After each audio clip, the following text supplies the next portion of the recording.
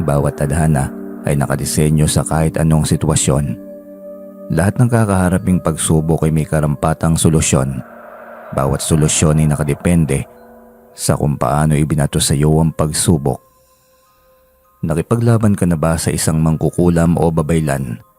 Ikaw rin ba'y may dugong babaylan o albularyong pilit na ibinaon na sa limot? Ngunit kailangan pang makalkal dahil iyon lamang ang paraan upang mailaban ang nag-iisang buhay na iyong hiram o sa iyo kinaloob.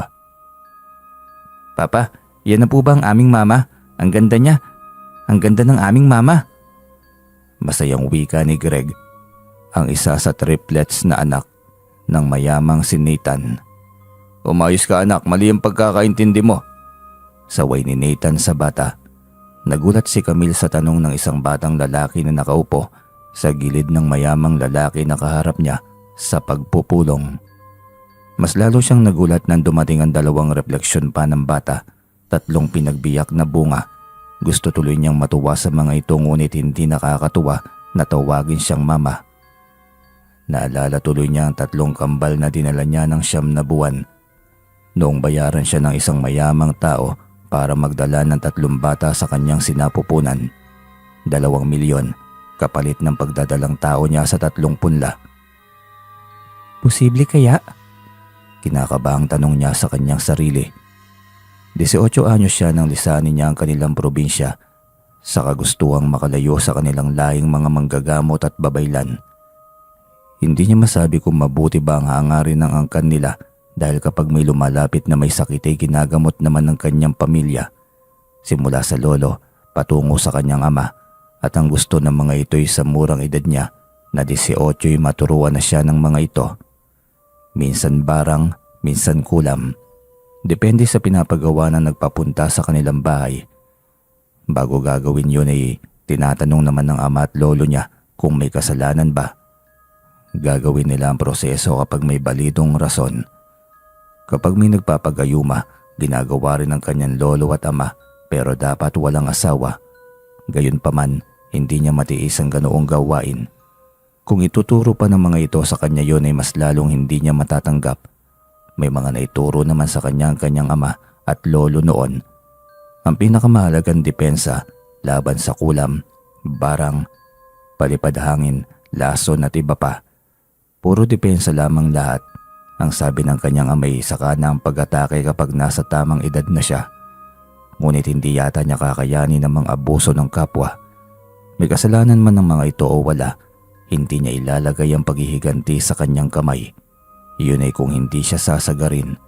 Depende pa rin sa sitwasyon. Kung buhay naman niyang malalagay sa panganib, ay mapipilitan siyang buklatin ng maliit na libreta na iniwan ng kanyang lola noong 7 taong gulang pa lamang siya. Pinangako niya sa kanyang lola Azucena na itago at ingatan ang bagay na yon dahil magagamit daw niya yon sa takdang panahon. Kaya kahit papaano ay hindi siya nababahala sa mga tao o nilalang na nakakasalamuhan niya. Tangan niya lagi ang depensa simula pagkabata, kaya kahit ang lolo at ama niya sa probinsya na 4 na taon na siyang iniwan ay alam niyang kampante na walang mangyayaring masama sa kanya. May paminsan-minsang kumukontak sa mga ito, nagbibigay ng pera ngunit ayaw ng mga ito. Ang gusto nila ay kanyang presensya ngunit laging dahilan niya ay abala siya kaya saka na lamang. Iyon ang madalas na nagiging dahilan niya. Napukaw muli ang kanyang atensyon at diwa nang tawagin siya ng binata. Ang layo na ng nilakbay ng kanyang isipan. Kaya hindi na niya alam kung ano ang sinasabi ng mayamang lalaki sa mga anak nito. Pasensya na po kayo sir, may naalala lang po ako. Pasensya na talaga binibini, mali lang pagkakaintindi ng mga bata. Pasensya kung medyo nagulo ko ang iyong utak. Naiintindihan ko po, Ginoong CEO. Ganyan talaga kapag mga bata malilikot. Parang ang talino nga nila saka ang gagwapo. Oo, tama ka, mana sa ama syempre. Napaubo siya nang sabihin yun ng binata. Kung hindi mo mamasamain, pwede mo na bang umpisahan? Pasensya na talaga, may lakad kasi kami ngayon. Inuuna ko lang ito kasi malapit naman dito ang aming pupuntahan. Ganoon po ba? Sige po, Ginoong Nathan. Agad niyang binasa ang mga nakasulat sa dokumento. para sa kanilang kontrata sa pagsupply niya ng kanyang mga produkto sa sikat na mall na pag-aari ni Ginoong Nathan. CEO ito ng mall. Ang malaking grocery store ng mall ding yon ay pag-aari ng mayamang CEO, kaya napakaswerte dahil nabigyan siya ng pagkakataon na mailabas ng mall ang kanyang mga produktong pampaganda. Masisikat pa yun kapag nagkataon. Siya si Camille, isang CEO rin ng produktong pampaganda na unti-unti nang kumakalat sa buong bansa. Sobrang nagpapasalamat siya dahil marami nang naging hiyang sa kanyang produkto. Ang perang puhunan niya 4 na taon nang nakararaan galing sa tinanggap niyang alok, ang pagiging surrogate. Malaking halaga ang 2 milyon kaya inubos niya yung kapital sa negosyo. Pagkatapos pirmahan ng kontrata ay nakipagkamay na ito sa kanya. Kinuha rin ng sekretarya nito ang dokumento na pinirmahan niya. Iniwan sa kanya ang kopya ng mga yon. Pagkatapos ay nagmamadali na ang mga itong lumisan. Dahil sa kakulitan ng triplets na tangan nito, natutuwa siyang tignan ng CEO dahil sa pagiging responsable nito sa mga anak. Nasaan na kaya ang ina ng mga bata? Bakit akong tinawag nilang mama? Tanong niya sa kanyang isipan. Diretso siyang umuwi. Bit-bit ang mga dokumento na kanyang napirmahan. Bukas na bukas din ipapasok na niya ng mall ang kanyang mga produkto. Mas magkakaroon na ng pagkakataong makilala ang kanyang produkto dahil 5 sangay ng grocery store nito ang kanyang susuplayan. Pagdating sa bago niyang ipinatayong bahay, ay sinalubong agad siya ng isa sa kanyang mga trabahante, ngunit matalik niyang kaibigan nito na halos kapatid na rin ang turing niya. Inisa-isa nitong basahin ang mga dokumento at napaawang ang bibig nito nang mapagtanto kung sino ang kasosyo niya sa kanyang mga produkto. Hala ka, Beshi, ano ba to? Ella naman, bakit ba? Si Mr. CEO Nathan? Ito yung lalaki na nag-hire sa'yo noon para maging surrogate. Nagbibiro ka ba, Ella? Bakit ngayon mo lang to sinabi? Bakit sinabi mo bang ito ang kakatagpuin mong malaking kliyente? Sabi mo sa akin, sorpresa lamang, di ba? E di pareho tayong nasorpresa nito. Nagulat siya nang marinig yon. Sandaling tumigil ang kanyang mundo. Kaya pala may kakaiba sa pakiramdam niya kanina habang kaharap ang triplets na yon. Parang gusto niyang mga itong yakapin. Parang gusto niyang maging totoo ang tawag ng mga ito sa kanya na mama. Yun pala'y totoo nga pala siya nitong ina. Dahil sariling dugo niyang ibinigay niya upang magkaroon ng 3 buhay sa kanyang sinapupunan. Hindi man lamang niya alam na nasa harapan na niya ang mga ito. Nasa kontrata nila na bawal na siyang lumapit sa mga bata matapos niyang mailuwal ang mga yon. Kaya hanggat maaari ay ayaw niyang makasalumuha ang mga ito.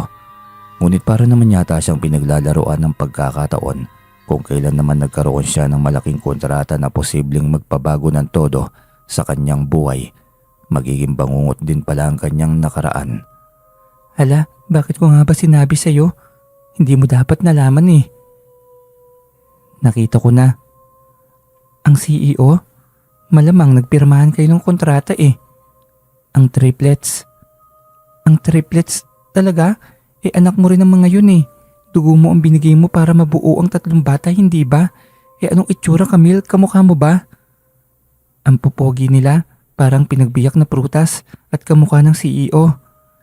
Wow, nakita mo na pala pero hindi ka kilala ng CEO? Malamang, hindi ba't sekretarya lang naman niyang nag-hire sa akin noon at wala siyang pakialam? Hindi nga siya pumunta Ang sekretarya lamang din niya kaya tiyak na wala siyang pakialam. Sinapupunan ko lamang ang kailangan niya dahil sinapupunan ko lamang ang inupahan niya para magdala ng 3 buhay na gusto niya. Hanggang sa pagluwal ko ng 3 anghel, may nakita ka bang Mr. Paredes na kumuha ng kanyang 3 sanggol? Mga tauhan lamang, di ba? Nurse, saka yung magyaya.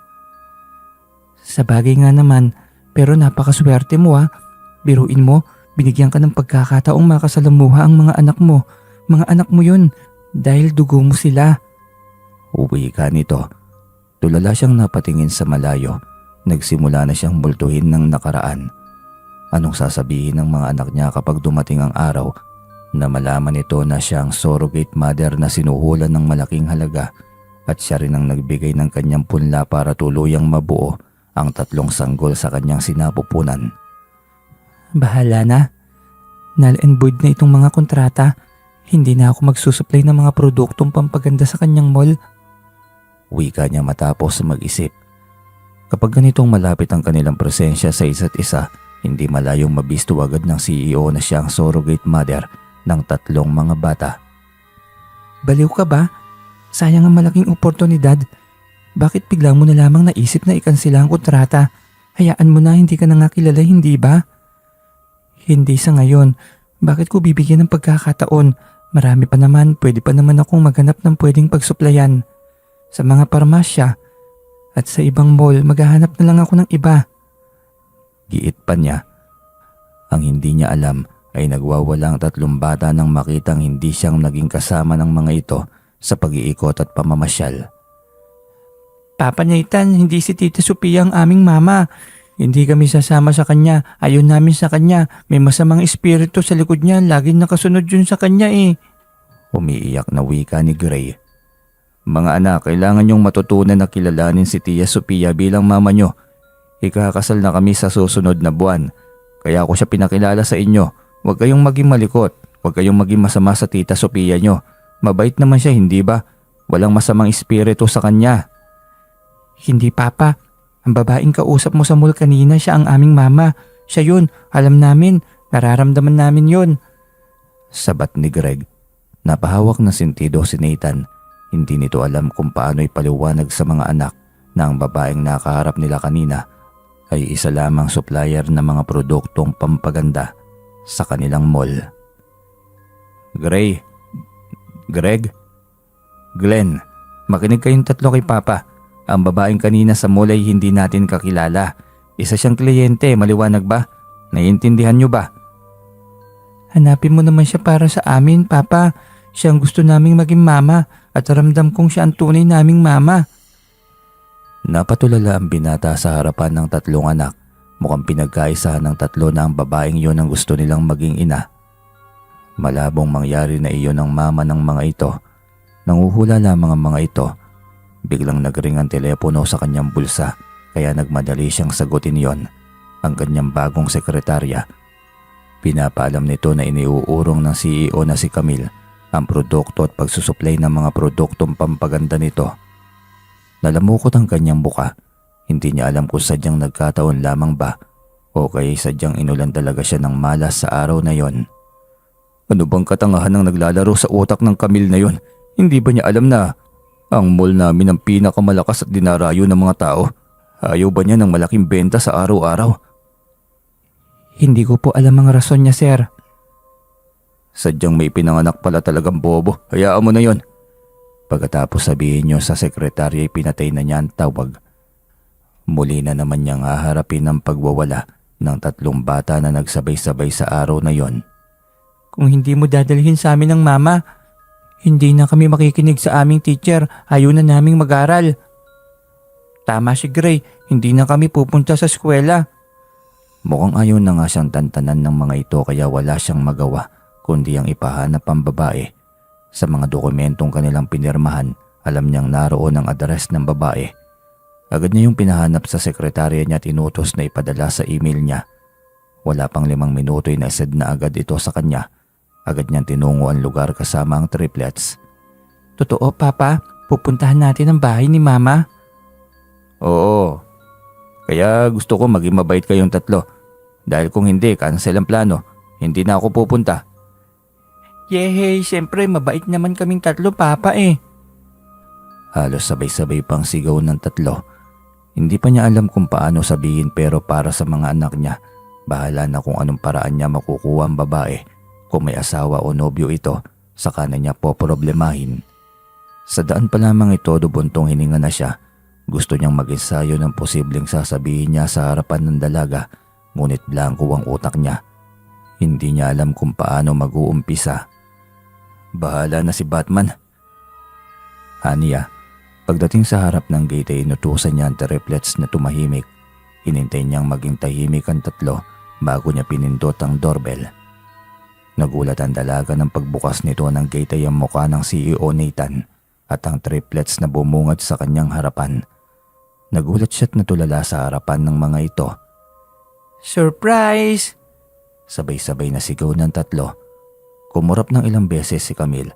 Sinisiguro kung totoo bang nakitang kaharap. Mama, nandito na kami. Sinusundo ka na po namin ni Papa. Sigaw ni Greg ang panganay at madaldal sa tatlo.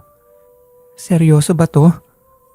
Pasensya na Camille, ang kukulit nila eh. Masyadong mapilit, kaya wala akong magawa. Gusto ka nilang makitang muli. Kilala mo ko, CEO Nathan? Malamang kahapon lang tayo nagpirmahan, di ba? Nag-withdraw ka na kaagad. Minamaliit mo ba ang kakayahan ng aming mall? Kahit anong plataforma ng kontrata, ituloy mo lamang ang ating kasunduan. Naku CEO, pasensya na po. Bigla kasing nagbago ang isip ko kaya yun, pinil na ang desisyon ko na yun. Hindi na po magbabago. Magwi-withdraw na po ako. Pumuntong hininga ang CEO, kibit balikat bago muling nagsalita. Ayos lang, hindi naman yan ang punta ko rito eh. Hindi po ba? Ano naman po pala? Nakakatakot naman kayo. Gabing-gabi na napasugod kayo. Pasensya na, itong mga batang ito ang kukulit eh. Ano pong sadya ninyo? Namiss ka namin agad mama, kaya namin kinukulit si Papa. Namilog ang mga mata ni Camille sa gulat. Hindi niya alam kung alam na nito na siya ang totoong ina sa parehong pagkakataon ay surrogate mother na rin ng tatlo. Nagumpisa ang lahat nang makilala kanila kahapon sa mall. Hindi na nila ako tinantanan kaya heto, pasensya na kung talagang makukulit ang tatlo. Biglang lumuwag ang kanyang dibdib. Ligtas ang kanyang sikreto subalit paano niyang mga ito malalayuan kung mismong bahay niya ay natuntun na ng mga ito. Mama, sumama ka na sa amin pakiusap. Gusto ka namin kasama sa bahay. Hiling pa ni Glenn. Hindi mo man lamang ba kami papapasukin sa bahay mo? Saka lamang niya naalalang luwagan ng pagkakabukas ng gate nang sabihin yon ng mayamang lalaki. Naku, pasensya na po. Pasok po kayo. Salamat mama. O hali kayo Glenn, Gray, pasok na tayo sa bahay ni mama. Mama, pakis po ako. Nagulat siya nang umuso si Glenn. At lalong hindi niya inasahan ang kanyang gagawing pagyuko. Tila nahihipnotis mo siya sa bata at napapasunod siya rito. Ako din po mama ha. Sumunod na humalik sa kanya ay si Gray. Patakbo naman bumalik si Greg para humalik din. Nakakalito ngunit nakakatuwa pa rin. Hindi niya may paliwanag ang nararamdaman niya. Tuwang-tuwa ang tatlo matapos siyang hagkan ng mga ito. Takbuhan ng tatlo papasok sa kanyang bahay. Masaya, maingay ngunit sobrang nakakatuwa. Lihim siyang nakangiti habang sinusundan ng mga ito ng tingin. Umayos kayong tatlo, mamaya hindi na tayo papasukin dito niyan. Baka may mabasag kayong gamit, nako lagot tayo. Saway ni Nathan kaya mabilis sa mga itong umayos ng pagkakaupo. Kukuha lang ako na makakain ninyo. Samahan na kita basta kayong tatlo, umayos kayo rito. Kukuha kami ng mama nyo ng inyong merienda. Tinignan niya ang mga ito ng masama. Walang pasabi, mama na agad ang tawag ng mga ito sa kanya. Ayos sana kung matatanggap nito kapag alam na nito ang totoo na siya talaga ang ina ng tatlo. Paano kung hindi rin pala nito matanggap na siya ang totoong ina? At muli na naman itong ilalayo ang mga bata. Dehado siya dahil napamahal na sa kanyang mga ito. Pasensya na, yun ang gusto nilang itawag sa iyo mama. Ayos lang ba? Hindi niya alam kung matutuwa siya o maiinis sa binata. Talagang biglang mama na agad siya ng mga ito. Na hindi niya alam kung hanggang kailan dahil sa ang alam niya ay bayad siya sa pagdadala niya ng 3 buhay sa kanyang sinapupunan.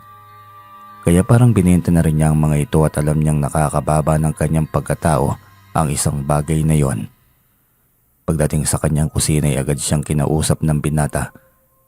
Seryoso ito at alam niya, ngunit muling magpapababa sa kanyang pagkatao ang bagong alok nito. Sabihin mo kahit magkano babayaran agad kita. Ipapalipat ko agad sa bangko mo ang buong halaga ng pera. Sa alin naman yan? May binibenta ba ako? Nakita mo naman kung paano ka gustuhin ng mga anak ko, hindi ba? At nangako ako na kahit na anong hilingin nila ibibigay ko. Siguro naman naiintindihan mo na. Ama ako na lubos ang pagkakaama. Ngunit kulang yata ang aking pagmamahal. Hindi ko kayang punan ng tungkulin ng isang ina. Kaya kung kinakailangan magbayad ng ina na gusto ng mga anak ko, ay gagawin ko. Maging masaya lamang sila ng tuluyan. Sunod-sunod ang kanyang paglunok. Masakit sa kanyang dibdib. Hindi niya matanggap na pati sa pagiging ina ay bayaran pa rin ang tawag sa kanya. Pasensya na kung ikaw ang gusto nila. Wala akong magawa dahil mapilit sila eh. At hindi ko alam kung bakit malapit ang loob nila sa'yo. Gayong isang beses ka lang naman nilang nakita. Huwag kang mag-alala. May mga yaya sila kaya wala kang pananagutan. Ang mahalaga lamang ay kasama ka namin sa bahay. Yun lamang ang hiling nila sa akin eh. Walang alinlangang pumayag agad siya. Hindi rin niya alam kung bakit. Basta ramdam niya ang kasabikan na makakasama ang mga anak nito. Sige. Ibig sabihin pumapayag ka na? Oo, payag ako. Kawawa ang mga bata eh. Salamat Camille. Salamat sa pag-intindi. Ayos lamang. Malawak ang ngiti ng binata. Hindi man lamang nagtaka si Nathan kung bakit walang kahirap-hirap siyang pumayag. Dahil ba pumayag kayo, ibig sabihin ay sasama ka na agad ngayon sa bahay? Nagulat siya. Hindi niya inakala na iuuwi pa siya ng mga ito sa bahay. Ang buong akala ni dadalaw-dalaw lamang. Pasyal minsan. Ganon. Pero hindi. Talagang magsasama silang lahat sa iisang bahay.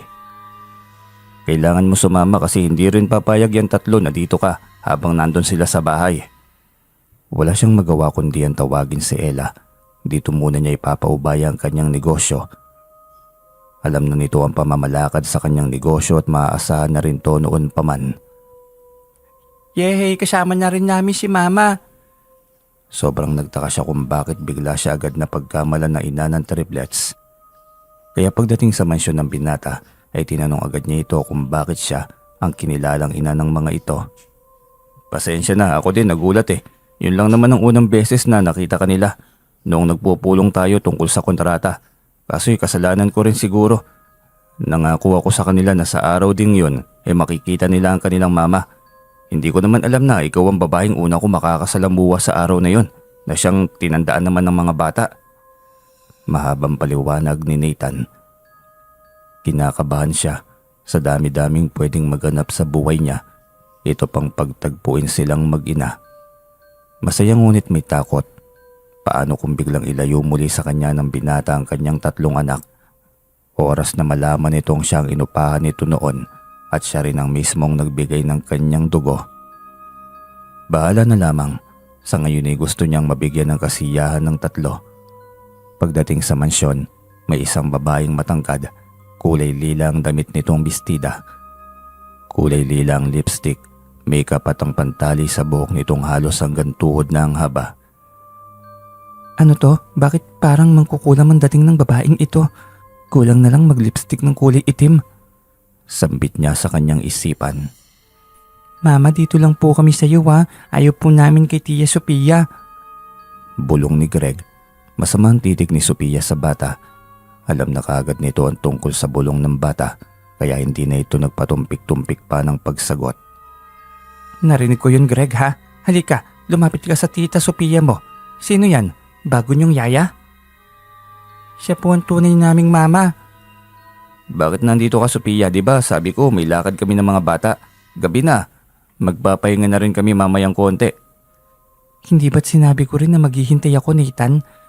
Bakit ka pa kumuha ng isa pang yaya? May tatlong yaya ng mga yan ah. Masyado mo naman silang ni-spoil, Nathan. Kapag kinasal na tayo, hindi pwede yung ganito lagi. Ako ang magdidisiplina sa tatlong ito.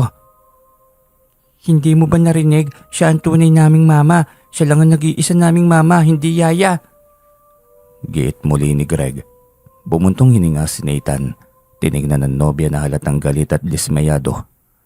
Pwede ba, Sophia, hayaan mo na lamang muna ang mga bata sa gusto nila?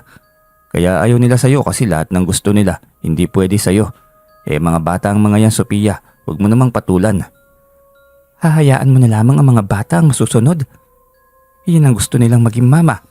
Kung ikakasal na tayo, paano yan? Saka na natin pag-usapan yan, Sophia. Kailangan magpahinga ng mga bata. Galit na galit ang babaeng tumitig kay Camille. Nakipagtitigan siya rito nang maramdaman ng kakaibang enerhiya mula rito. Bilin lagi ng kanyang ama noon na kapag tinitigan ng isang tao at nakikitang may kahinahinala sa mga titig nito ay kailangan labanan at huwag kumurap upang hindi matalo ng iyong gabay, ang gabay na nakabantay sa iyo. Nakita niyang kumikibot ang bibig ng babae. Maliit ngunit ramdam niya ang bigat sa katawan. Bigla niyang nahalata, hindi normal na babae si Sophia. Kaya paborito nito ang kulay itim na madilim gaya ng suot nitong damit na lila at lipstick na lilay dahil sa alagad ito ng dilim. Nakakadagdag ng enerhiya nito ang kulay ng mga ginagamit nito sa katawan. Hindi siya maaaring magkamali, isang mangkukulaman dalaga at inaatake siya nito kaya mabilis siyang dumipensa. Sariwa pa rin sa kanyang utak ang itinuro ng kanyang ama, orasyon kontra sa ibinabato sa kanya ng kung sino. Nakita niya ang gulat sa mga mata ng babae. Alam niyang nararamdaman nito ang kanyang depensa. Galit na galit itong tinitigan siya pagkatapos ay kinausap nito si Nathan.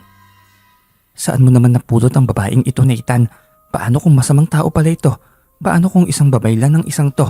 Ha, Nathan? Pwede ba, Sophia? Nakakahiya kung ano-anong iniisip mo.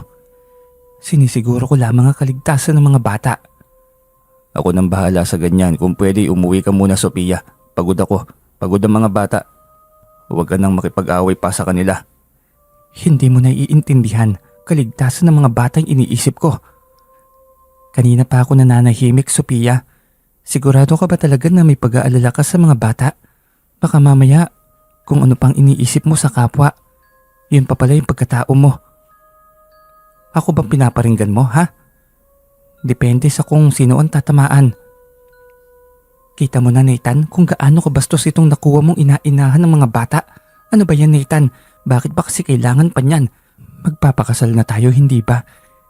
Ako pa rin ang magiging ina nila pagkatapos ng ating kasal. Hindi ako pumili sa kanya ang mga bata. Gusto nila si Camille. Ayoko silang bigyan ng sama ng loob. Sino bang may pag-iisip sa inyo, Nathan? Ikaw ang ama. Ikaw dapat ang masusunod. Napahilot na lamang na sentido si Nathan, samantalang halos kainin siya ng babae sa galit. Alam nito na hindi siya nito kayang tablan ng orasyon na binabato nito, kaya ganito na lamang kabigat ang loob nito sa kanya. Isang linggo na siyang nasa bahay ng mag-ama at habang tumatagal ay ramdam niyang mas lalo siyang nagiging malapit sa mga bata.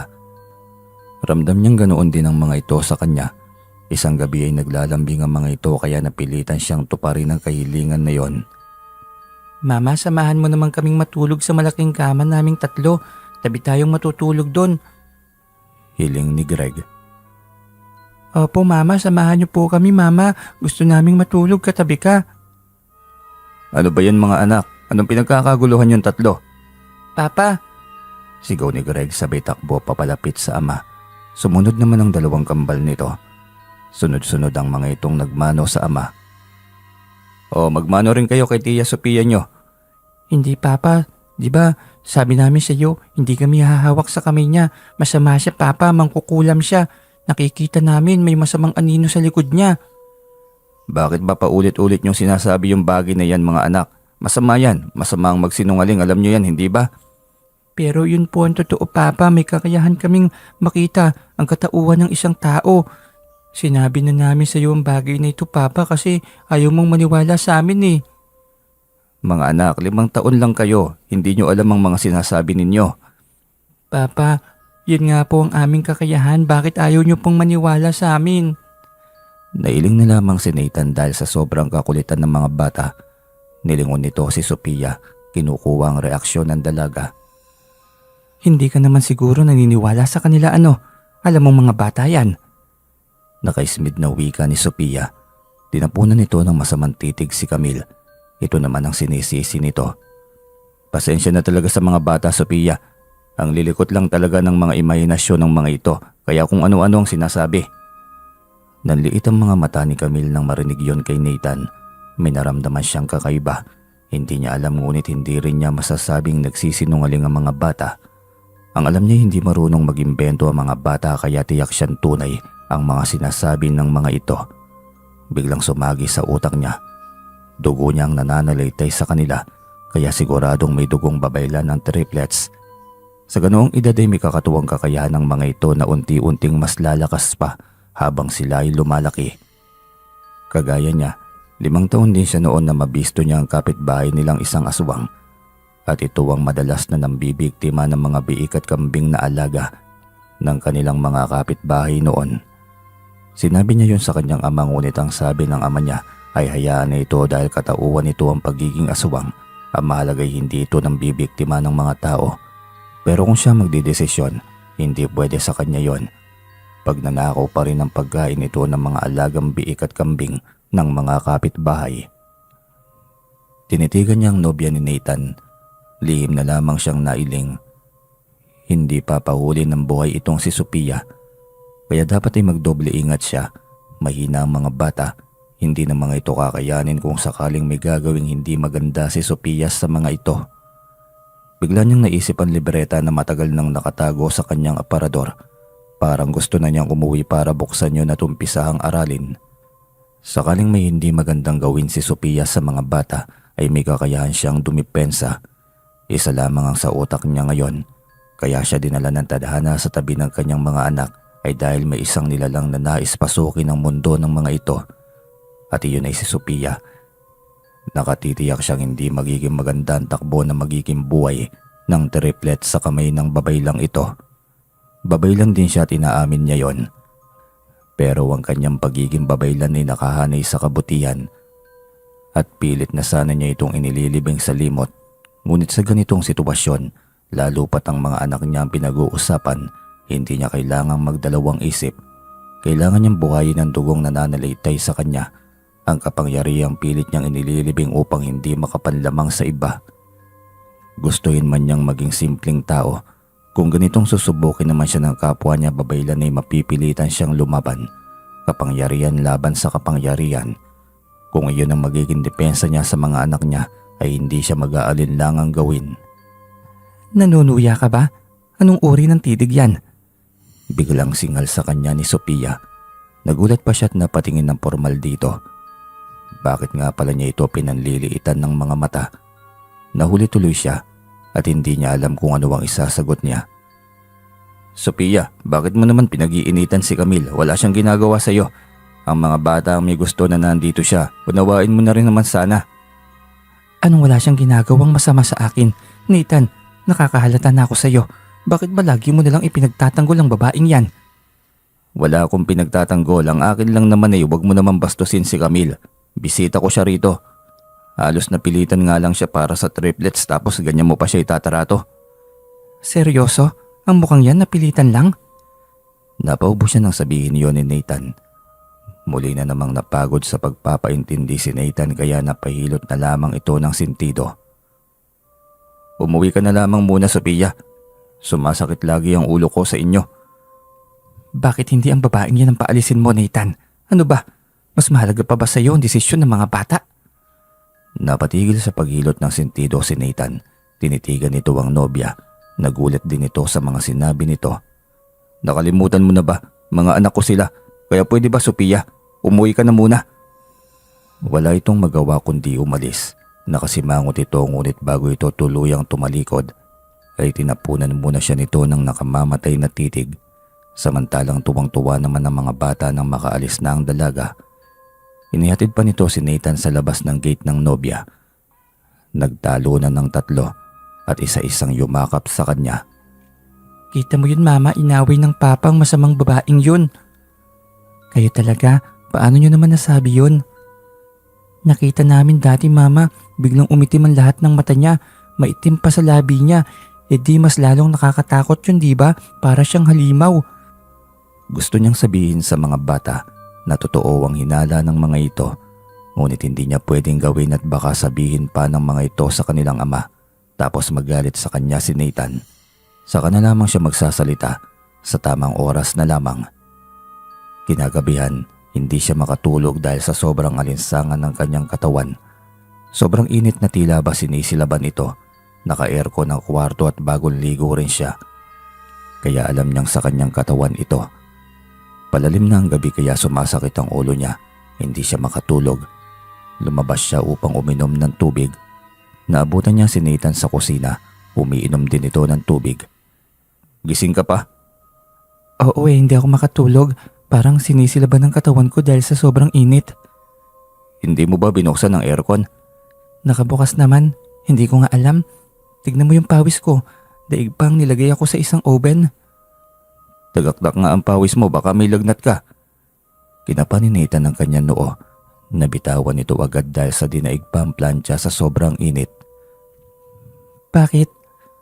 Napakainit mo, Camille. Kinapa niya ang sarili. Hindi niya yun naramdaman kaya napatingin siya kay Nathan. Normal lang naman ang init ko. Hindi mo nararamdaman ang nakakapaso mong init. Hindi. Naku, maligo kang muli, magbabad ka sa tubig. Nang sa ganun ay humupay ang init mo. Utos sa kanya ni Nathan. Pagkatapos niyang uminom ng tubig ay agad siyang bumalik sa loob. Pagkaupo niya sa kanyang kama, napapikit siya ng kanyang mata. Mukha ni Sophia ang nakikita niya sa kanyang isipan. Nasa harap ito ng palayok, hawak ang isang mahabang itim na baton. Kumukulong itim na tubig sa loob ng palayok. Malaking apoy sa ilalim nito. Bigla siyang napadilat ng kanyang mga mata. Si Sophia. Sambit niya. Naalala agad niyang libretang itim na bigay ng Lola Azucena niya. Wala ng pag-alinlangan pa. Tama ang lola niya. Kailangan niya ito pagdating ng araw. Agad siyang lumabas at naabutan pa rin niya doon si Nathan. Nagtakam muli sa kanyang paglabas at inunahan na niya ito. Akala ko nasa loob ka na ng iyong kwarto. Hindi ako makatulog, iniisip ko si Sophia. Naawa ko sa kanya. Hindi siya tumugon. Parang gusto niyang sabihin dito na hindi dapat kaawaan ng kampon. Ngunit kailangan niyang tumahimik. Sigurado siyang hindi ito maniniwala. Kaya sa kanan niya pasasabugin ang katotohanan kapag may hawak na siyang ebidensya. Hindi ka pa ba matutulog? Uuwi sana muna ako kung ayos lang. Bakit? Iniisip mo bang... Hindi Nathan, hindi ito tungkol sa inyo ni Sophia o sa mga bata. May kukunin lang talaga akong importanteng bagay. Sa sarili ko yon. Ganun ba? Edi samahan na kita para makabalik tayo agad. Baka kasi bukas kapag hindi ka makita ng mga bata magwawala na naman ang mga yon. Sige, pwede. Salamat na rin. Ako dapat ang magpasalamat sa iyo, Camille. Pasensya na talaga. Pati tuloy ikaw na pag-iinitan ni Sophia. Hindi. Wala yun, Nathan. Kayang-kaya ko yun. Salamat talaga sa pag-intindi mo, Camille. O siya, halika na. Nang sa gayon makabalik tayo agad. Habang sakay ng kotse ni Nathan ay tagaktak pa rin ang kanyang pawis. Lihim lamang siyang umusal ng orasyon nang sa ganon ay hindi siya masyadong mahirapan. Kaya pawala-wala ang init na kanyang nararamdaman. Kaya kailangan pa rin niyang malaman kung ano ang ginagawa ng dalaga sa kanya. Baka lumala kapag pinabayaan lamang niyang ginagawa nito. Kinausap siya ng binata tungkol sa personal niyang buhay. Kung ano ang tanong na yon, yun lamang ang sagot niya. Walang maraming pag-uusap dahil masama ang kanyang pakiramdam. Pagdating sa kanyang bahay ay diretso agad siya sa kanyang kwarto. Ang mahalagang bagay na gusto niyang makuha ang siyang una niyang hinanap. Hindi naman siya nahirapang mahanap yon. Agad siyang bumalik sa kotse at hindi na nag-abalang gisingin si Ella. May sarili din naman siyang susi mula sa gate hanggang sa kwarto niya. Pagdating muli sa bahay ni Nathan ay muli siyang nagpasalamat sa binata. Diretso na rin siyang nagpaalam at pumasok na sa kanyang kwarto. Doon niya binuksan ng libreta. Tinignan niya kung anong uri ng ritual ang ginagawa sa kanya ng dalaga. Tutob? Walang hiya itong si Sophia. Hindi sana init ng katawan ng mararamdaman ko nito. Pati tiyan ko balak pang palakihin. Walang hiya naman. Agad niyang ginawa ang ritual pangontra. Bawat orasyon hanggang mag-umaga, wala siyang magawa. Kailangan niyang gawin upang mawala sa katawan niya ang ginawa ng dalaga. Kokontrahin niya ito at papaalisin sa kanyang katawan. Hanggat maaari ay hindi siya gaganti dito. Hanggat kaya niyang magtimpi ay gagawin niya. Kinabukasan ay naging maayos ang kanyang pakiramdam. Mabuti na lamang at naitago niya ang aklat ng kanyang lola. Kung bali kailangan pa niyang umuwi ng probinsya sa kanyang ama at lolo, ang mga taong pilit niyang nilalayuan upang hindi siya maturuan ng mas malalim pang mga kaalaman sa pang-abuso man o panggagamot sa kapwa. Hirap siyang balansihin kung tama pa ba ang ginagawa ng mga ito. Kung sa panggagamot ay nakakatiyak siyang mabuti yon, ngunit ang tumanggap ng panggagayuma at kulam dahil may kasalanan ng kapwa sa mga pasyenteng lumalapit ay parang hindi na maganda. Nilalagay ang batas sa kamay, yun ang kanyang pangunawa. Kinabukasan, maaga pa lamang naroon na si Sophia sa bahay ni Nathan. Maging siya'y nagtaka, madalas naman ay hapon ito kung pumunta. Ngunit sa araw na yun ay hindi pa man sila nakapag-almusal ay naroon na ito at galit na galit nang makita na naroon siya sa kusina. Anong ginagawa mo dito? Ako bang tinatanong mo? Sino bang dapat kong tanungin yan? Si Aling Doring ba? Naniniguro lang. Ano pa nga ba edi nagluluto para namang ganado ang mga bata na kumain kapag nalaman nilang ako ang nagluto. Pati sa pagkain, Camille, ipagkakatiwala sa iyo ni Nathan? Bakit? Ano naman ang issue mo sa luto ko, Sophia? Maliban natin kung pamilyang manlalason ka o di kaya'y mangkukulam ka. Hindi ka ba tinamaan? Nagulat ito't natahimik sa kanyang naging tanong. Ibabalik mo ba sa akin ang duda ko sa'yo? Ang aga namang uminit ng ulo mo, binibining Sophia. Ang mabuti pa, umupo ka muna. Ipagtitimpla kita ng kape nang sa ganoon ay mabawasan naman yung init ng ulo mo sa akin. Hinding-hindi ako iinom ng kape kung ikaw lang din ang magtitimpla. Mamaya ay lalasunin mo pa ako. Yung duda kasi, Sophia, nakadepende yan sa kung ano ang gawain mo. Kung wala kang tiwala sa akin, tanungin mo rin ang sarili mo kung mapagkakatiwalaan ka nga ba. Binibining Sophia. Walang hiya ka. Sasampalin na dapat siya nito nang biglang bumukas ang pinto ng kwarto ng tatlong bata. Napatingala silang sabay dito. Hindi na naituloy ng dalaga ang balak na pagsampal at mabilis nitong itinago ang mga kamay nito. Lalo na't sa kanila nakatingin ang ama ng tatlong bata na sabay ng mga itong lumabas. Nathan, mahal ko, mabuti't gising na kayo ng mga bata. Nakakagulat ka naman, Sophia. Bakit ang aga mo naman yata ngayon? Siyempre, ilang araw na lamang ikakasal na tayo, kaya kailangan na masanay ng mga bata na lagi akong kasama sa pagkain. Kasi ako nang magiging mama nila. Hindi, si Mama Camille lang ang aming ina, wala nang iba. Hindi kami papayag na ikaw ang magiging inay namin, hindi. Mabilis na sagot ni Greg na halos magwala na. Greg anak, wag naman ganyan ka bastos anak. Alam mo namang magpapakasal na kami ng tita Sophia mo, hindi ba? Noon pa man ikaw lang ang may gusto sa kanya, Papa. Hindi namin maintindihan kung bakit ganyan ka. Hindi mo kami pinakikinggan. Reklamo naman ni Glenn. Bumuntong hininga na lamang si Nathan. Hindi naman makatiis si Sophia kaya ibinato nito ang pagkakamali kay Camille. Itong yaya na ito ang dahilan, tiyak ako. Sabay turo ni Sophia kay Camille. O bakit ako na naman? Bakit ba ang laki ng galit mo sa akin, binibining Sophia? Inaano ko ba ang buhay mo? Kayong dalawa, tumahimik kayo. Isa pa kayo Para kayong mga bata.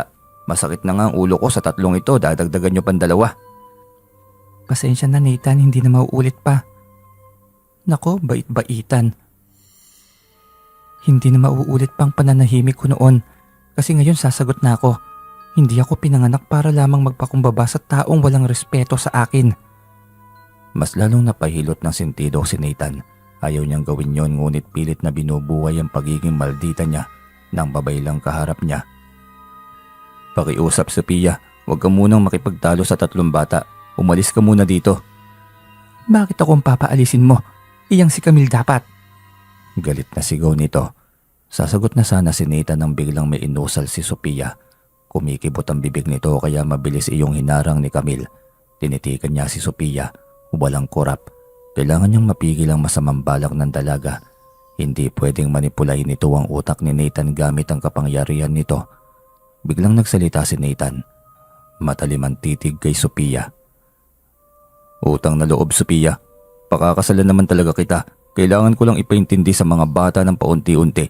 Sana maunawaan mo yon. Hindi to umimik. Walang paalam na lumisan. Ngunit bago tumalikod ay matalim ang titig nito sa kanya.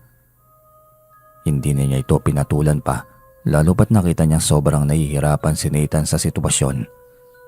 Kumain na tayo. Sambit ni Nathan. Walang gana. Habang papaupo sa hapag ay biglang humingi ng paumanhin ng tatlong bata. Pasensya na po, Papa. Alam ko ako ang kuya sa aming tatlo. Kaya dapat ako magsabi sa kanila na magiging dalawa na ang aming mama. Saka na natin pag-usapan ng bagay na yan, Greg. Kumain na muna tayo. Malungkot na tumingin si Greg sa kanya. Nginitian niya ito at hinaplos sa ulo. Sabay bulong. Hayaan mo na yan anak, hindi problema yan. Ang mahalaga ay mahal niyo ang papa at mahal kayo ng papa niyo. Ngumiti ang bata habang nakatingin sa kanya. Tinanguan niya ito. Isang senyas na sige na, kumain ka na. Katatapos lamang nilang kumain nang biglang ininda ni Greg ang pananakit ng tiyan. Biglaan yun at halos namutla at pinagpapawisan ng malamig ang bata. Pupunta tayo ngayon sa ospital anak. Samahan mo ko, Camille. Sige, oo naman. Sagot niya. Tiningnan niya ang hinliliit ng bata. Pinantay iyon. Napabuga siya ng hangin na mapagtantong kinukulam nga ang bata. Sabi na nga ba niya't may ibang pakay si Sophia kaya sa harapan ni Greg ito dumaan. Bago umalis, gusto niyang sabihin yon kay Nathan ngunit alam niyang hindi ito maniniwala sa kanya. Habang patungo sa ospital ay awang-awa siyang tinitignan ng bata. Alam niyang walang gamot ang makapagpapagaling dito kung hindi ang ritual na pangontra sa ginawang kulam ni Sophia. Walang ibang gumawa nito kundi ang nobya ng ama nito, ngunit hindi rin niya maaaring sabihin yon dahil tiyak siyang hindi siya paniniwalaan ni Nathan. Awang-awa na siya sa bata ngunit hindi rin niya alam kung paano gawin ng ritual pangontra sa ginawa ni Sophia sa bata. Pagdating sa ospital ay asikaso naman agad ito ng mga doktor. Lahat ng laboratorio ay ginawa para malapatan agad ng tamang gamot. Ngunit walang nakitang kakaiba sa resulta ng laboratorio nito. Nagtaka si Nathan kaya muling pinaulit ang pagkuha ng laboratorio sa dugo. Ihi at dumi ng bata, ngunit pareho pa rin, negatibo pa rin ang resulta. Maya-maya pa'y dumating si Sophia. Galit na lumapit sa kanilang kinaroroonan. Kita mo na, sobrang nagtiwala ka kasi sa babaeng ito, Nathan. Paano kung nilalaso na pala nito ang anak natin? Sophia, nasa ospital tayo. Huwag kang bastos. Baka may makarinig pa sa'yo. Totoo naman, huwag mo na ipagtanggol pa ang babaeng yan. Kung kaya't lumalaki ang ulo ay dahil lagi mong pinagtatanggol. Hayaan mo na, Nathan. Uuwi na lang ako para wala ng gulo. Siguro naman kapag ikaw na lamang ang magbabantay sa bata, ay hindi mo hahayaan na may mangyaring masama sa kanya, hindi ba? Kapag may nangyaring masama sa bata, alam mo na kung sino ang paghihinalaan ko. Ako ang akusahan mo? Walang iba kaya umayos ka. Kung ayaw mong mabisto ang pagkatao mo, ay huwag masyadong magpahalata, Sophia. Hindi mo kilalang binabangga mo. Bulong niya sa tenga nito. Pagkatapos ay iniwanan na at diretso ng tinungo ang bahay. Hindi siya nagsayang ng oras. Ang libreta kaagad ang kanyang binuksan. Mukhang kailangan na nga niyang maaral ang lahat ng nilalaman ng libreta. Masyado nang naging mabangis si Sophia at sunod-sunod na ang pang-atake nito. Nang mahanap niya ang tamang ritual pangontra sa usog ay agad siyang kumuha ng kandila. Hindi niya hayaan na magpatuloy pa ang ginagawang kasamaan ni Sophia. Kailangan niyang magawaan ng paraan nang sa ganon ay lumantad na ang katauhan nito, ang kasamaan nito. Habang nasa bahay ay gumawa siya ng ritual upang tuluyan ng gumaling si Greg. Nilagyan din niya ito ng proteksyon nang sa ganoon ay hindi na makalapit pa si Sophia at makagawa na naman ng panibagong pag-atake. Sinubukan niyang tignan kung tunay nga bang pag-ibig ang nararamdaman ni Nathan kay Sophia. Sa gayong alam niyang itimang babaylan si Sophia, hindi malayong may ginawa lamang itong ritual kay Nathan. Hindi pa siya sigurado kaya kailangan niyang alamin.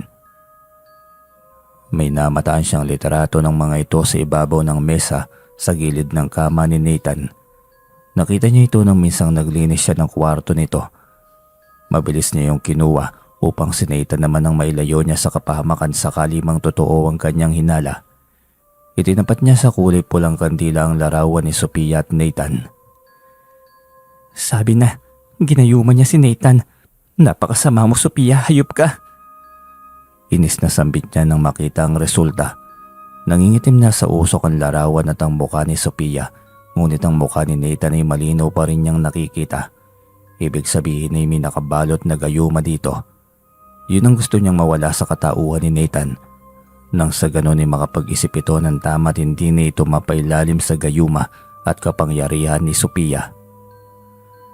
Matapos gawin ang ritual ay bumalik agad siyang muli sa ospital. Parang gusto na niyang liparin ang ospital makita lang si Greg. At upang maisaboy na niya ang asin na dala niya para kay Nathan. Pagdating sa ospital ay magkasama nga si Sophia at si Nathan. Mukhang nagkakasagutan. Wala siyang ideya kung ano ang pinag-aawayan ng dalawa. Ngunit wala siyang oras na makipag-usyoso. Ang mahalaga ay magawa niya ang kanyang misyon. Agad niyang sinaboy sa mukha ni Nathan ang dala niyang asin. Natulala ito ng matagal bago nagsalita. Maging si Sophia ay biglang nagulat Ngunit huli na nang mapagtanto nito ang lahat. Anong nangyari? Sana'y gising ka na sa tunay na diwat damdamin mo, Nathan. Matalim ang titig ni Nathan kay Sophia. Parang kakainin niya ang dalaga.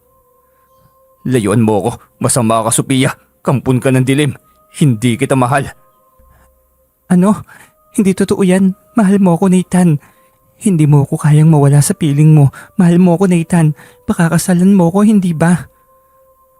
Wala nang bisa pa ang gayuma mo, Sophia. At tiyak, nabisto ka na rin ni Nathan. Nailantad mo na ang kasamaan mo, tama ba ako? Siya ang dahilan ng pananakit ng tiyan ni Greg. Nahuli ko siya kanina.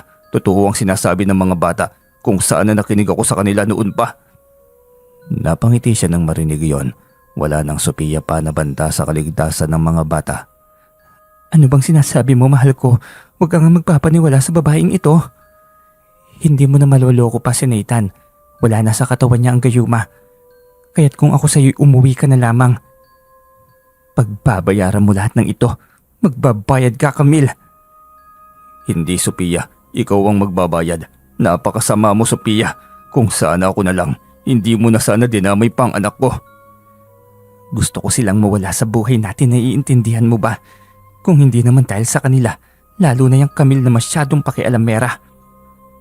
Tinatama ko lang lahat ng pagkakamali mo, Sophia. Kung may galit ka sa akin, huwag mong idamay ang mga bata. Ngayon ay magbabayad ka sa kulungan dahil mamaya lamang ay narito na ang mga pulis na dadampot sa'yo.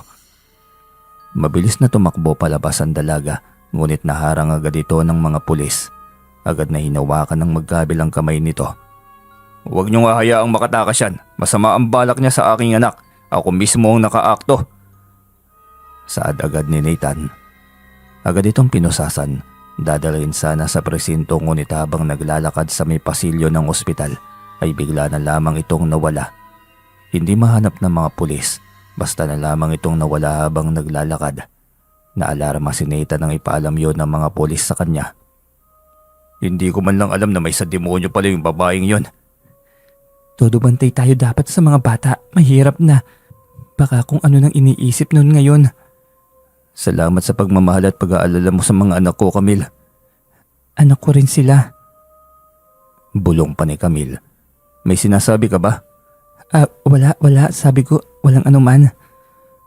Mabilis na tugon niya. Agad din nasikaso ang bilo pang makalabas agad sila ng ospital. Nag-aalala din sila sa dalawang bata na nasa bahay kaya nagmamadali silang makauwi. Tuwang-tuwa ang mga bata nang madatnan nila. Hindi ba nagawi rito si Sophia, Manang Doring? Tanong ni Nathan sa kanyang katulong. Wala naman po, sir. Buti naman kung ganon. Diretso agad siya sa kusina dahil parehong gutom. Habang kumakain ni biglang natanong ni Nathan kung paano niya nalaman na ginayuma ito ni Sophia. Matagal bago siya nakatugon. Isa akong babaylan. Magkatulad kami ni Sophia. Ang pinagkaiba lang namin ay puro siya kasamaan. Ang nasa puso niya, yun lang ang alam niyang gawin. Ginayuma ka niya. Kinulam si Greg at tiyak akong hindi matatapos roon ang kanyang kasamaan. Hindi kaagad nakasagot si Nathan. Napatulala lamang ito sa kanya. Hindi niya alam kung natatakot ba ito o ano. Huwag mo sana akong katakutan. Hindi ko kayang gumawa ng mga hindi maganda sa kapwa. Malayong malayo ako kay Sophia. Pasensya na hanggang ngayon kasi nakalutang pa rin ang utak ko. Dati sa kwento-kwento ko lang naririnig to. Hindi ko inaasahang mangyayari ito sa akin, sa amin ng mga anak ko. Huwag kang mag-alala, Nathan, hanggat narito ako. Para sa mga anak mo, poprotektahan ko kayo. Sa totoo lamang ay matagal na panahon kong inilibing sa limot ang kaalamang ito, kaso'y pilit na pinagbubuksan ng pagkakataon. Kung hindi ko nakasalamuha si Sophia, siguro hindi ko naisipang buksan ito. Ang mga bata, bakit alam nila ang pagkatao ni Sophia? Dati na nilang pinipilit sa akin na masamang tao si Sophia, pero hindi ako nakikinig sa kanila. Hindi ako naniniwala. Hindi siya makasagot sa tanong na yon. Hindi niya pwedeng sabihin na siya ang ina ng mga bata at nananalaytay sa dugo ng mga ito ang dugo ng kanyang angkan. Ngunit sadyang pilit na gumagawa ng paraan ng tadhana upang mailantad ang buong katotohanan. Ma'am Camille, Sir Nathan, si Glenn inaapoy ng lagnat. Na naman ba? Aling Doring, Camille, baka kung ano na naman ang ginawa ni Sophia sa anak ko. Sandali, titignan ko. Agad niyang inakit ang kwarto ng mga bata upang i-check ito. Pinantay niyang muli ang mga daliri nito. Wala siyang makita. Ipinikit niya ang kanyang mga mata at hinawakan ang ulo ng bata. Sa ganong paraan ay mararamdaman pa rin niya akong gawa sa tao. Ngunit normal na sakit yon. Kaya agad niyang niyaya si Nathan. Kailangang madala agad sa ospital ang bata. Hindi pwedeng ipagpaliban dahil sobrang taas ng lagnat nito. Sigurado kang hindi gawa ni Sophia? Hindi, sigurado ako. Kaya kailangan na nating pumunta ng ospital. Ang daming mga bungang araw na lumalabas sa katawan niya. Hindi ko sigurado kung bungang araw lang to, baka may dengue na itong si Glenn. Manandoring, kailan pa ba itong lagnat ni Glenn? Noon pang nasa ospital kayo para kay Greg, pawala-wala naman kaso ngayon ay mas tumindi. Kung ganun mag-impake ka manang, baka nga dengue to. Agad sinugod ni Nathan ang anak sa ospital. Naiwan siyang magbantay sa dalawa, kay Gray at kay Greg. Hindi rin siya mapakali kaya lagi siyang tumatawag kahit nasa loob pa lamang ng kotse at bumabiyahe pa lamang sila patungong ospital. Matapos kunan ng dugo at nailaboratorio naghintay sila ng ilang sandali. Makalipas ang 1 oras ay nailabas na ang resulta ng dugo ng bata. Positibo ito sa dengue at ang sobrang baba ng pulang dugo nito kaya ang abiso ng doktor ay salinan agad ng dugo ang bata. Type AB ang dugo ng anak mo. Siguro naman type AB rin ang dugo mo. Kaya maaari tayong magsimula ngayon. Type AB? Type A lang po ako, Dok. Kung ganun baka sa kanyang ina, pwede mo bang tawagan ng mama niya at papuntahin dito? Nanganganib ang buhay ng anak mo. Kinabahan si Nathan nang marinig yon. Saan na naman ito hahagilapin ng ina ng bata? Bibili na lamang siguro siya dahil kung ina pa ang hahanapin ay baka abutin pa ng 1 dekada bago ito mahanap. Agad tinawagan ni Nathan si Camille upang ipaalam na may dengue ang bata at kailangang salinan ng dugo. Nahihirapan din ako. Type AB ang dugo ni Glenn. Saan ko naman hahanapin to? Type AB ako, pupunta ako dyan. Agad na pinatay ni Camille ang tawag at mabilis na sumugod ng ospital. Samantalang hindi mawala ang pagtataka sa isipan ni Nathan. Hindi niya may paliwanag ang koneksyon sa pagitan ni Camille at ng mga bata. Tinawagan ni Nathan ang dating sekretarya upang itanong kung ano ang pangalan ng babaeng nagdala ng kanyang anak sa sinapupunan nito at kung sino ang nagbigay ng dugo. Dahil alam niya na ang nagdala ng bata sa sinapupunan nito ay siya ring may-ari ng dugo na inihalo sa kanya upang maging ganap na mga punla. Naghintay pa siya ng ilang sandali dahil hinalungkat pa ng dati niyang sekretarya sa email nito dahil nasa email nito ang lahat ng impormasyon. Saktong dumating si Camille. Nagmamadaling lumapit upang masimulan ng pagsalin. Habang sinasalinan ng dugo si Glenn ay tumawag muli ang sekretarya ni Nathan. Halos mabingi siya sa kabog ng dibdib nang marinig ang pangalan ni Camille. Tamang kanyang inala, si Camille nga ang tunay na ina ng mga bata. Paroot parito siya. Hindi niya alam kung ano ang magiging reaksyon sa mga sandaling yon. Isa lamang ang sigurado siya, sobrang saya niya. Pinaglapit sila ng tadhana at ang anak niya mismo ang siyang gumawa ng bagay na yon. At anak pa rin niya ang naging tulay para madiskubre niya ang isang mahalagang bagay. Matapos masalinan ng dugo ang bata ay parehong tulog ang mag-ina ng madatnan ni Nathan. Hindi may paliwanag na tuwa ang kanyang naramdaman. Ang sarap palang tignan na magkatabi ang kanyang mag-ina kapag nagkataon. Dati ayaw na ayaw niyang mag-asawa dahil sa panlolokong ginawa ng dating fiancé niya. Bago niya nakilala si Sophia ay may fiancé siya. Magpapakasal na dapat sila noon nang biglang harangan ng isang lalaki ang kanilang kasal. Isiniwalat nito ang katotohanan. Ang lalaking ito ang ama ng batang dinadala ng babaeng kanyang pakakasalan. Halos magwala si Nathan sa harapan ng simbahan. Grabing kahihiyan ang inabot niya. Kaya simula noon ay hindi na niya binalak pa ang mag-asawa. Kung lolokohin lamang din siya mas maiging mag-isa na lamang siya sa buhay. Naghanap na lamang siya ng isang babaeng pwedeng bayaran 2 milyon kapalit ng gusto niyang triplets na anak. Bibili rin sana siya ng punla sa ibang babae ngunit sabi ng sekretarya niya ay maganda naman daw ang babae na magdadala ng kanyang anak kaya pwedeng ito na lamang ang magbigay. Lalo't libre lamang yung ibibigay ng babae. Umuuna rin siya. Alam naman ng lalaking sekretarya niya noon kung anong mga babae ang natitipuhan niya at hindi niya akalaing mangyayari ang bagay na ito.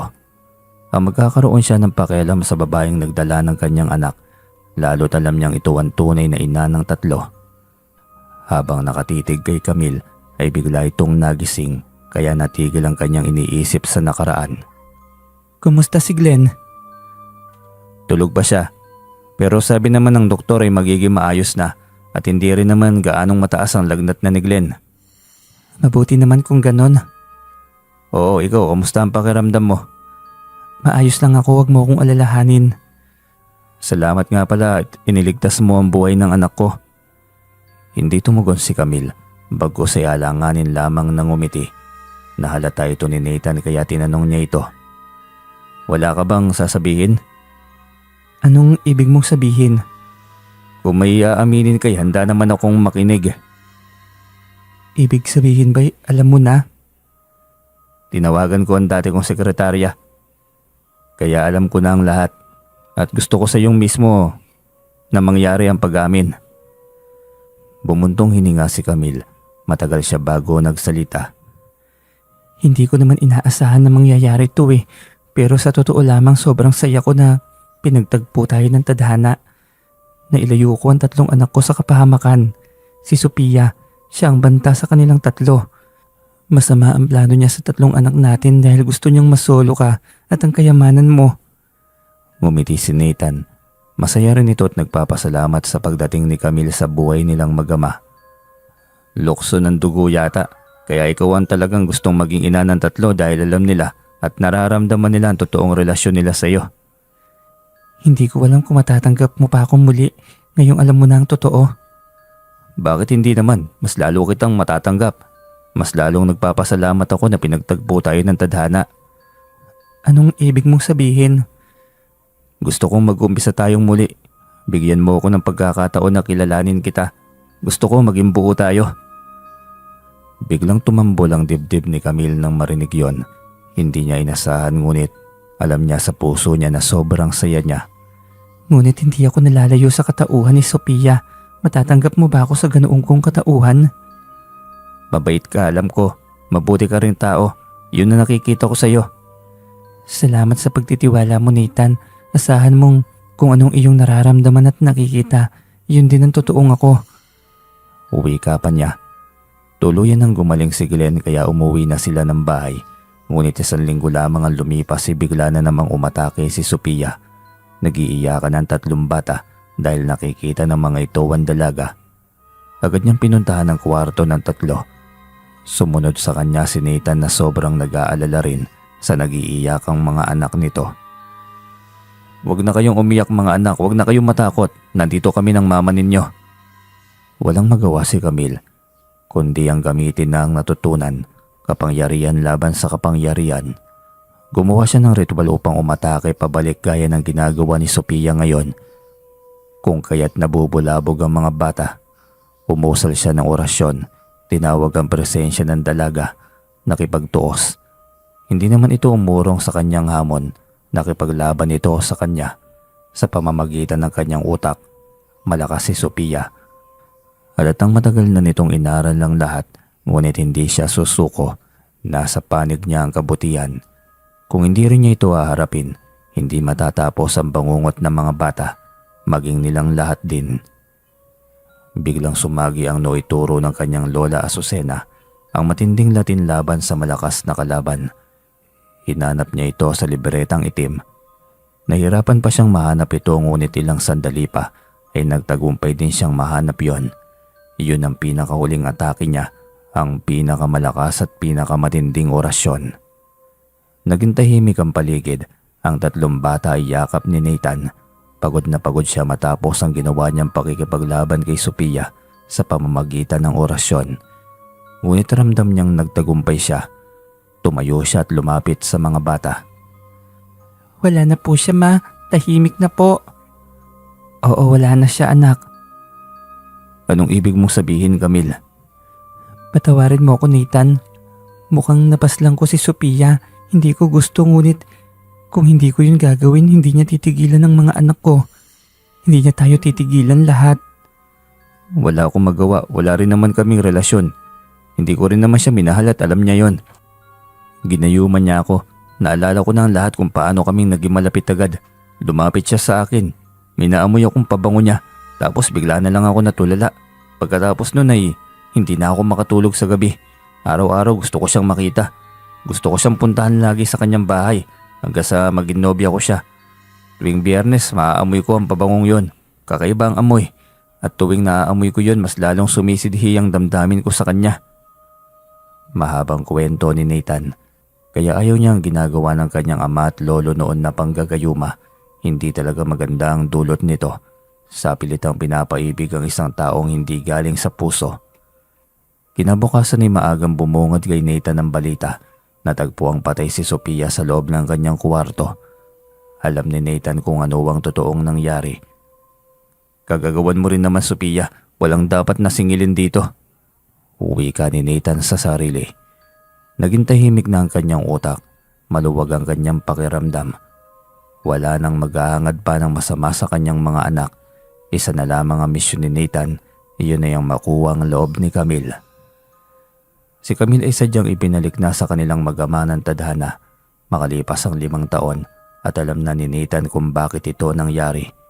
Ang nakatadhana at ang kapalarang nakaguhit sa kanila ay magaganap. Ang maging buo ang pamilya nila.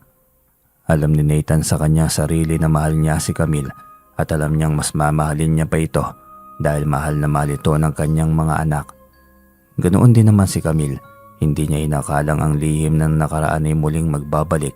Ngunit hindi niya pagsisisihan dahil bukod sa nagampanan niya ang responsibilidad bilang ina, natutunan niyang magmahal. At higit sa lahat ay naging buo sila. May mga pangyayari sa buhay na pilit nililibing sa limot. Ngunit kapag ang tadhana ang siyang magbubukas ng daan, hindi nito isasara hanggat hindi maging buo ang tunay na itinakda ng tadhana. Pilit na nililibing ni Camille sa limot ang pagiging babaylan.